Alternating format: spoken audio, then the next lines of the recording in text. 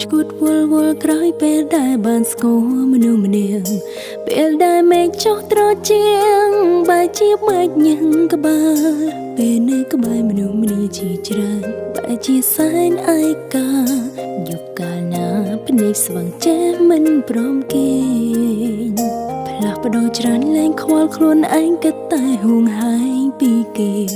ក៏លែងមានពេលទំនេរសម្រាប់អ្នកនៅផ្សេងព្រោះចង់ឲ្យគេចាប់អារម្មណ៍ខំធ្វើចារឹកក្មេងសោយខ្លួនឯងព្រោះមើលទៅគេដូចជា